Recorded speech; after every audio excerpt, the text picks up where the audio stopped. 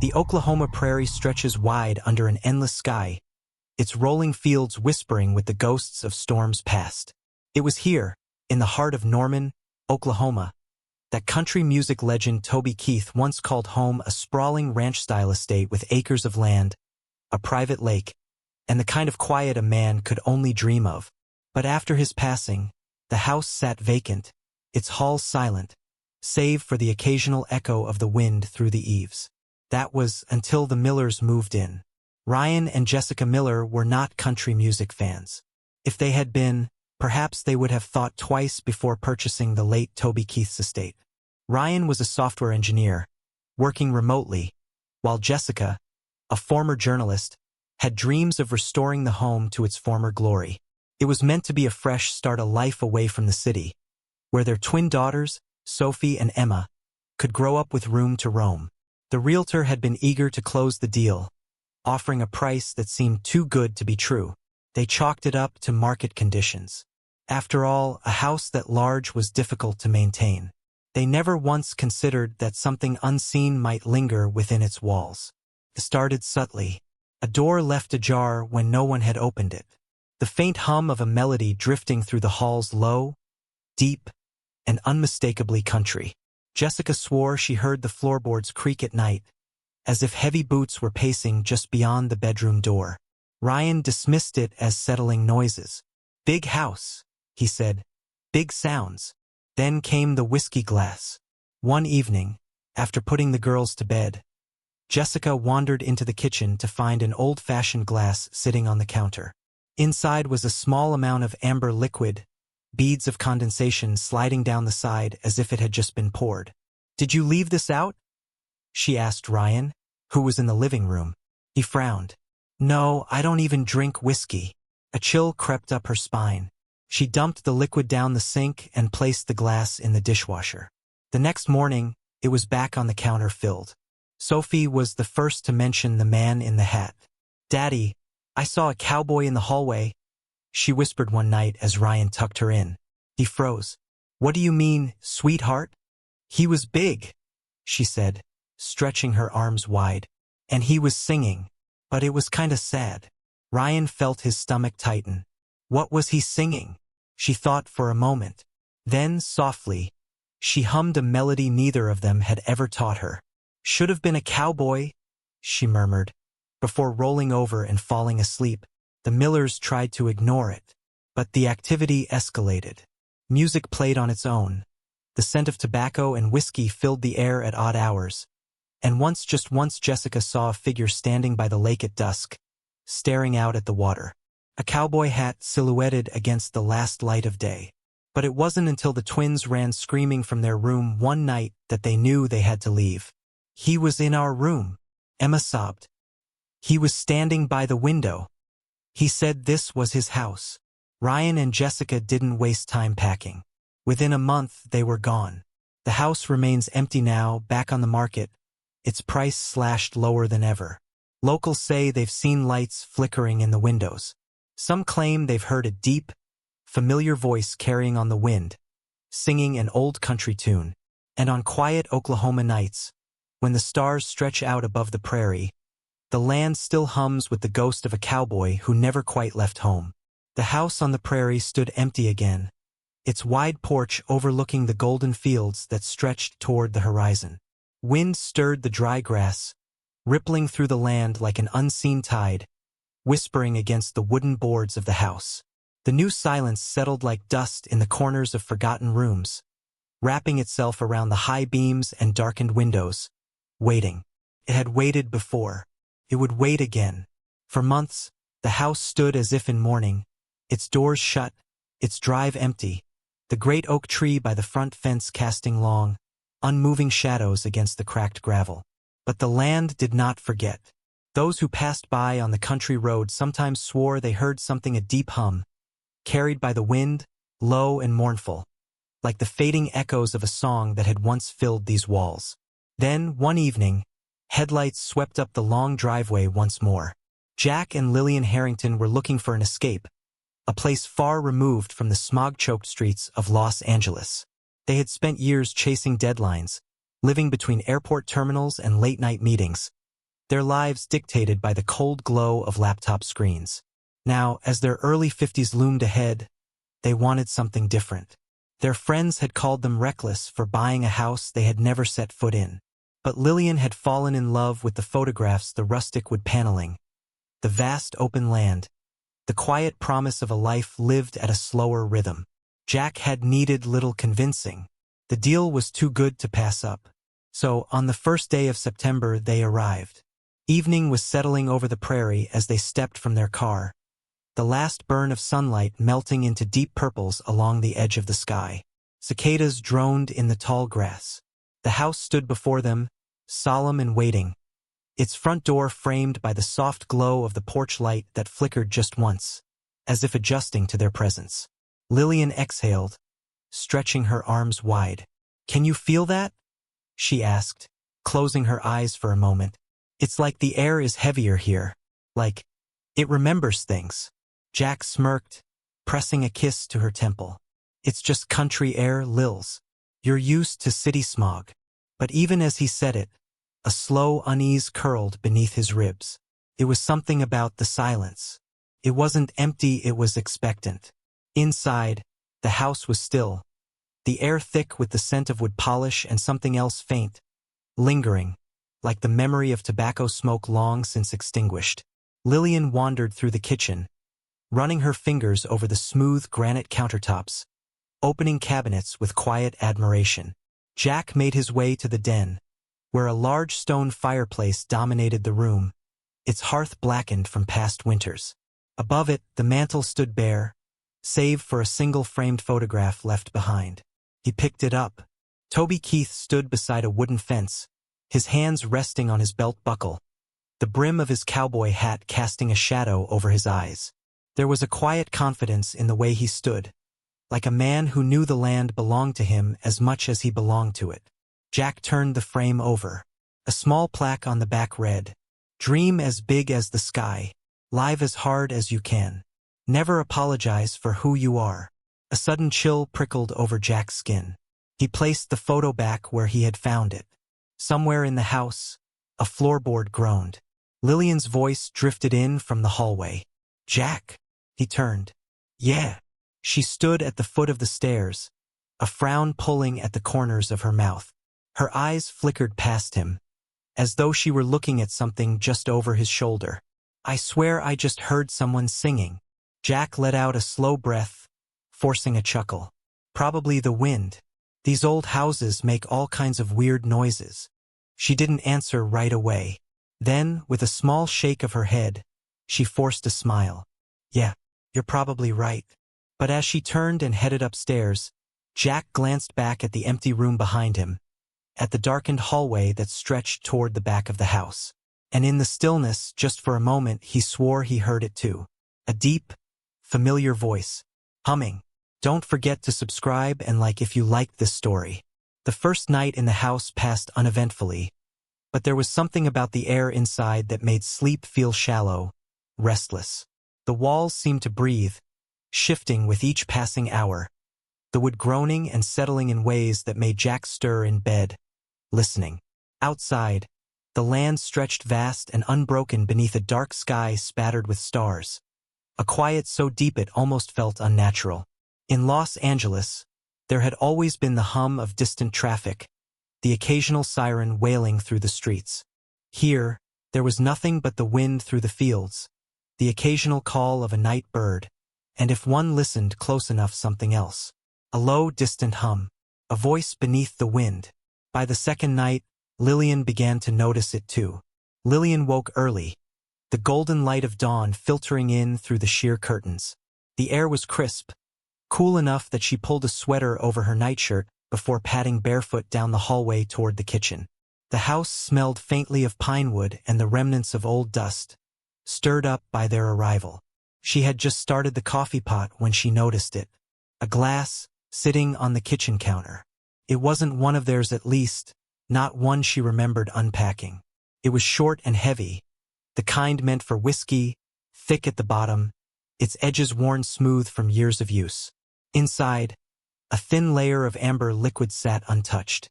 Lillian frowned, glancing toward the doorway. Jack was still asleep upstairs. She picked up the glass carefully, sniffing at it. Whiskey, unmistakably. But it was cold, as if it had been sitting there all night. The condensation on the outside of the glass suggested it hadn't been poured recently. Yet there were no rings on the counter, no evidence that it had been moved. A slow chill curled over her skin. She emptied the glass into the sink and rinsed it out, placing it in the dishwasher with a forced shake of her head. Old house. Maybe we missed it when unpacking, she muttered to herself. But something about it felt wrong. Something about it felt left behind. By the third night, there was no more denying it.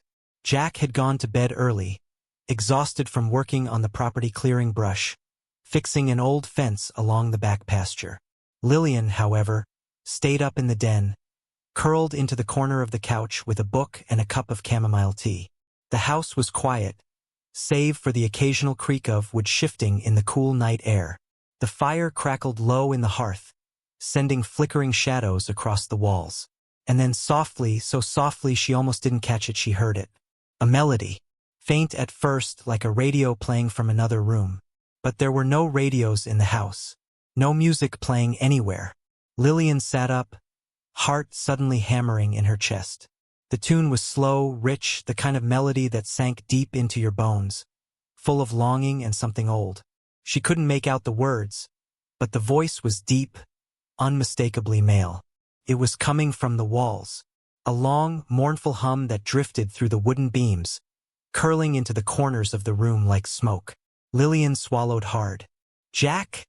she called, her voice barely above a whisper. The music faded instantly. Only silence remained. She stood, her breath coming faster now, the book forgotten in her lap. The fire popped, sending a small ember rolling onto the stone hearth. She stepped away from the couch, scanning the room as if expecting to see someone standing in the doorway. No one. And yet, the feeling of being watched pressed down on her, thick and heavy, a weight on her shoulders. Somewhere, deep in the walls of the house, the melody started again. Lillian turned and ran upstairs. Jack found her pacing in their bedroom, her arms wrapped tightly around herself. "Lils, what the hell's going on?" he asked, rubbing sleep from his eyes. She turned, face pale, her hands trembling. "You don't hear it?" "Hear what?" "The music. The singing." "Heard it, Jack. It was coming from the walls.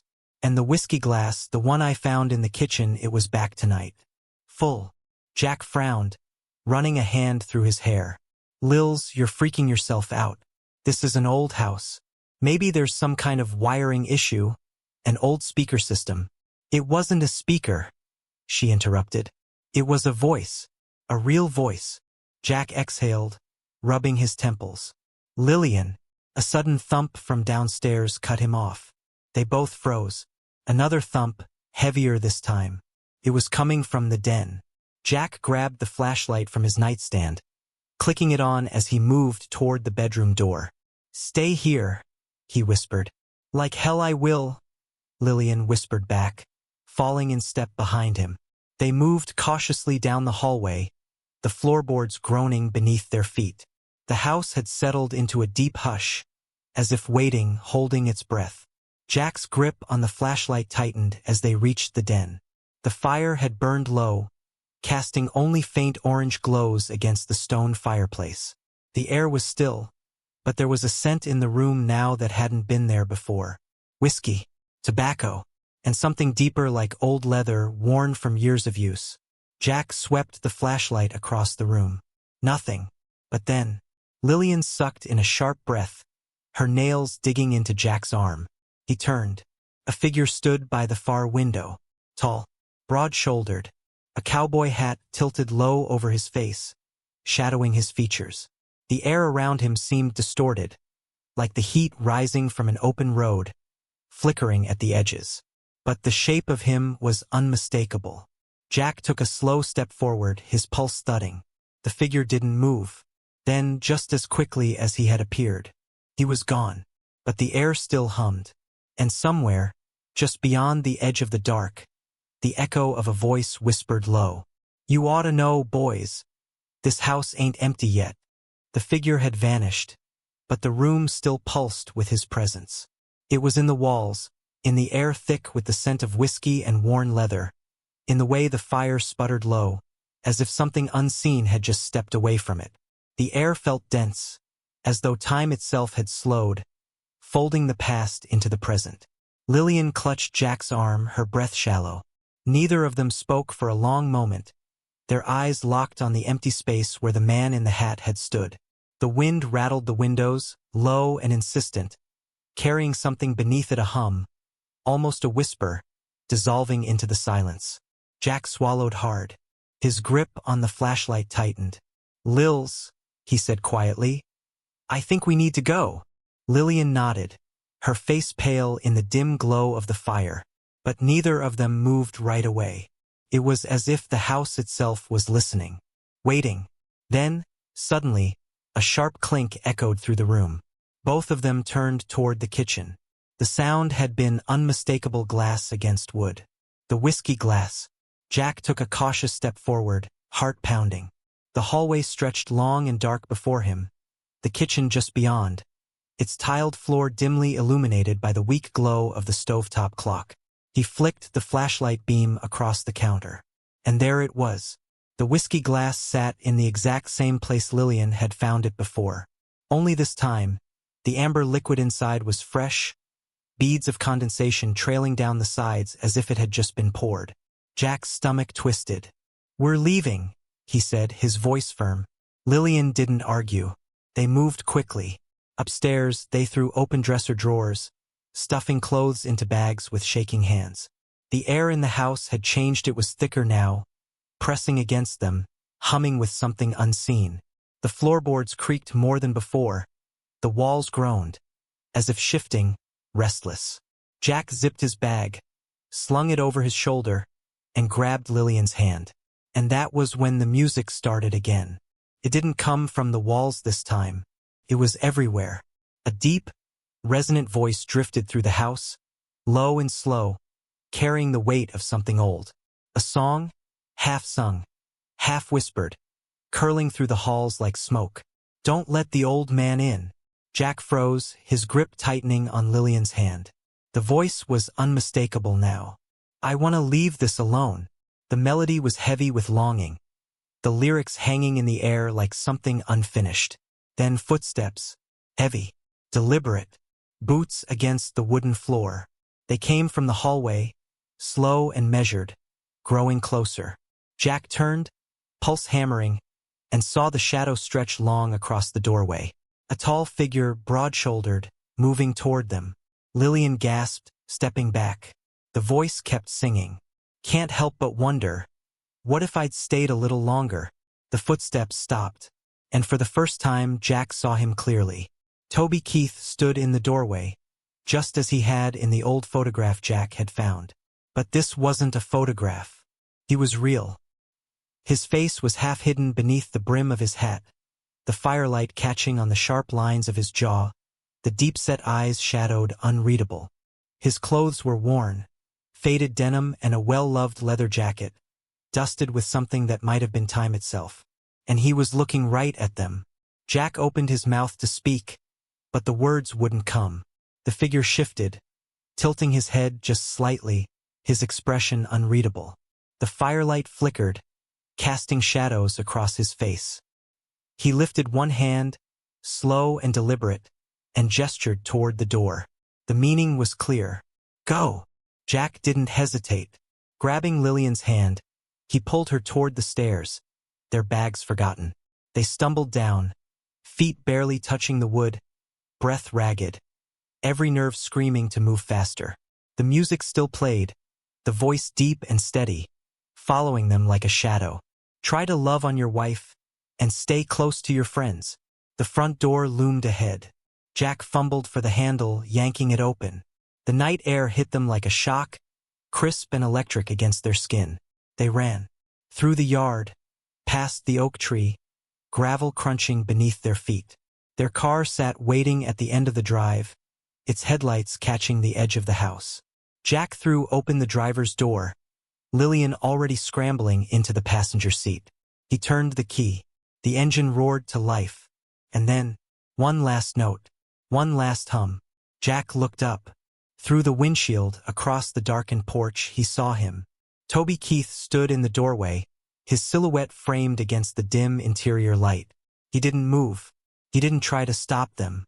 He only stood there, watching, as if making sure they were really leaving. Jack didn't wait to find out what would happen if they stayed. He threw the car into reverse, tires kicking up dust as they backed down the long driveway. Lillian was shaking beside him, one hand covering her mouth, her eyes locked on the house. The headlights swept over the porch one last time, and the doorway was empty. They never went back. The house sat vacant once again, waiting. Locals whispered about the couple who had come and gone so quickly, shaking their heads knowingly. No one stayed long in Toby Keith's house, but the land never forgot him. And on quiet Oklahoma nights, when the wind runs low through the fields, when the moon is high and the stars stretch wide, some say you can still hear it. A low, deep hum, a voice carried on the wind, singing. Don't forget to subscribe and like if you liked this story.